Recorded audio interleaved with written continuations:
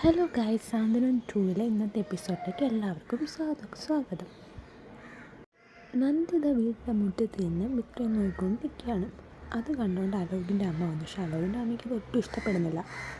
അലോകിൻ്റെ അമ്മ മിത്രം കുറ്റപ്പെടുത്തി നന്ദിതയോട് കുറേ കുത്തുവാക്കും സംസാരമൊക്കെ ചെയ്യുകയാണ്. നന്ദിതയ്ക്കാണെങ്കിൽ നല്ല വിഷമം വരുന്നുണ്ട്. പക്ഷേ തിരിച്ചൊന്നും പറയാനും പറ്റുന്നില്ല. അപ്പോഴത്തേക്കിന് അച്ഛമ്മ വന്നിട്ട് അച്ഛമ്മ പറഞ്ഞു, എനിക്ക് എന്നാലും സന്തോഷമേ ഉള്ളൂ. അവിടെ വേറെ ആരെയല്ലല്ലോ കണ്ടുപിടിച്ചത്, സ്വന്തം മുറച്ചെറുക്കനെയല്ലേ. എനിക്കത് ഭയങ്കര സന്തോഷമാണെന്ന് പറഞ്ഞു. നന്ദിതയ്ക്ക് അത് കേട്ടപ്പോഴത്തേക്കും ഭയങ്കര ആശ്വാസമായി. പക്ഷേ അലോകിൻ്റെ അമ്മയ്ക്ക് ഒട്ടും ഇഷ്ടപ്പെടുന്നില്ല. അലോകിൻ്റെ അമ്മ അകത്ത് കയറിപ്പോയി. അപ്പോഴത്തേക്കിന് ധർമ്മജനാണെങ്കിൽ അച്ഛമ്മയ്ക്ക് എന്തോ സാധനം കൊണ്ടുവന്നതാണ്. അപ്പോഴത്തേക്കിന് അച്ഛമ്മ ഇന്ന് അവിടുത്തെ വിശേഷമൊക്കെ തിരക്കാണ്. ഇന്ന് എല്ലാവരും കൂടെ എവിടെയാണ് പോയെന്നൊക്കെ. അപ്പോൾ അത് കേൾക്കാൻ അലോകിൻ്റെ അമ്മയ്ക്കും നന്ദിതയും കൂടെ ചെന്നു.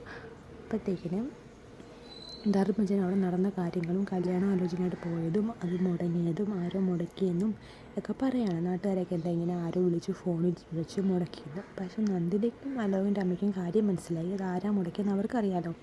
അവരുടെ വീട്ടിൽ തന്നെയാണ് മുടക്കിയത്. അതിനുശേഷം കളിക്കുന്ന ആര്യനെയും മിത്രയാണ്. മിത്രയ്ക്ക് ഇപ്പോൾ ആര്യനോട് കുറച്ച് സ്നേഹമൊക്കെ തോന്നി തുടങ്ങിയിട്ടുണ്ട്. അപ്പോൾ ആര്യനോട് ബെഡിൽ കിടന്നോ ദേഹവേദനയിൽ തറയിൽ കിടക്കണ്ടെന്നൊക്കെ പറയാണ്. ആര്യനാണെങ്കിൽ പക്ഷെ ഒട്ടും കുറഞ്ഞു കൊടുക്കുന്നില്ല. ആര്യൻ തിരിച്ച് കുറേയൊക്കെ തർക്കിക്കുന്നൊക്കെ ഉണ്ട്. അപ്പോഴത്തേക്കിനും മിത്ര പറഞ്ഞു, നമുക്ക് എത്രയും പെട്ടെന്ന് ആനന്ദേട്ടനെ കല്യാണം നടത്തണം, അതിന് എൻ്റെയും കൂടി ഉത്തരവാദിത്വമാണെന്നൊക്കെ പറയാണ്. പക്ഷേ ആര്യൻ പറഞ്ഞു, നീ നടത്തണ്ട, ഞങ്ങൾക്കറിയാം നടത്താനൊക്കെ തിരിച്ച് തർക്കിക്കുകയാണ്.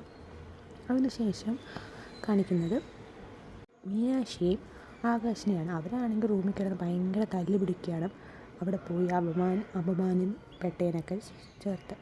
കാരണം മീനാക്ഷി കാരണം വന്ന ആലോചനയാണല്ലോ. അപ്പോഴത്തേക്കിന് ആകാശിനാണെങ്കിൽ ഭയങ്കര ദേഷ്യം. അവിടെ ചെന്ന് ആനന്ദേട്ടൻ അപമാനപ്പെട്ടു എന്നൊക്കെ പറഞ്ഞിട്ട് കാര്യം അറിയാതെ മീനാക്ഷിയെ കുറ്റപ്പെടുത്തുകയാണ്.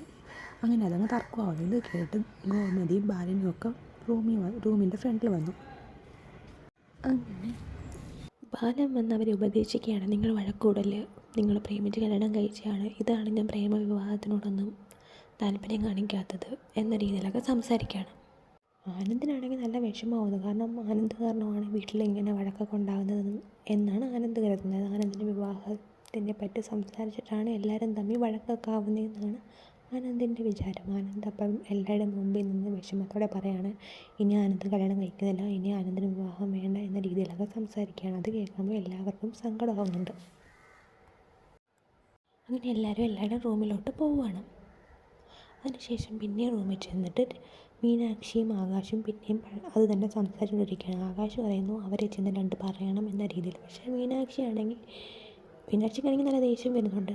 ആകാശ് പിന്നെ ആ പറഞ്ഞത് കാര്യം തന്നെ പറഞ്ഞുകൊണ്ടിരിക്കുകയാണ്. മീനാക്ഷി റൂമിൽ നിന്ന് ഇറങ്ങി അടുക്കളയിലോട്ട് പോയി ദേഷ്യം മാറാനായിട്ട് എന്തെങ്കിലുമൊക്കെ കഴിക്കാനായിട്ട് നോക്കുകയാണ്. അപ്പോൾ അവിടെ ഇരിക്കുന്ന ബിസ്ക്കറ്റ് എടുത്ത് കഴിച്ചിട്ട് സ്വന്തമായിട്ടിരുന്ന് സംസാരിക്കുകയാണ്.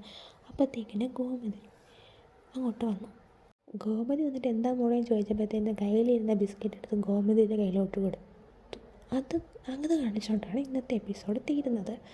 അപ്പോൾ എല്ലാവരും സബ്സ്ക്രൈബ് ചെയ്ത് തരണം. Thank you.